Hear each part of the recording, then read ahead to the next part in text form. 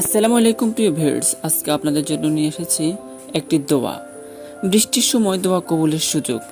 আপনি কি জানেন, বৃষ্টি শুধু আল্লাহর রহমতে নয়, এটি দোয়া করার একটি বিশেষ সময়। রাসূল সাল্লাল্লাহু আলাইহি সাল্লাম আমাদের শিখিয়েছেন বৃষ্টির সময় দোয়া করতে, কারণ এটি এমন একটি সময় যখন আল্লাহর রহমত পৃথিবীতে নেমে আসে।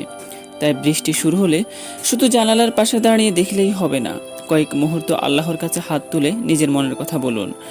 হয়তো অনেক দিন ধরে আপনি অনেক কষ্ট নিয়ে বেঁচে আছেন, হয়তো কোনো স্বপ্ন পূরণের অপেক্ষায় আছেন, হয়তো এমন একটি দোয়া আছে যা আপনি বছরের পর বছর ধরে করে যাচ্ছেন।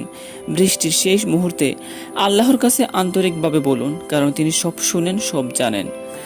তবে মনে রাখবেন, দোয়া কবুল হওয়া মানে সবসময় সঙ্গে সঙ্গে ফল পাওয়া নয়। আল্লাহ তার অসীম জ্ঞান অনুযায়ী সবচেয়ে উত্তম সময়ে এবং সবচেয়ে উত্তম উপায়ে বান্দার দোয়ার জবাব দেন। তাই পরের বার যখন আকাশ থেকে বৃষ্টি নামবে, শুধু বৃষ্টির সৌন্দর্য দেখেই থেমে যাবেন না। অজু থাকলে আরও ভালো, ক্যাবলামুখী হয়ে আরও ভালো।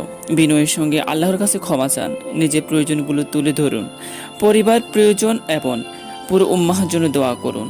হয়তো এই বৃষ্টির মধ্যেই আপনার করা একটি আন্তরিক দোয়ায় আল্লাহ তাআলা কবুল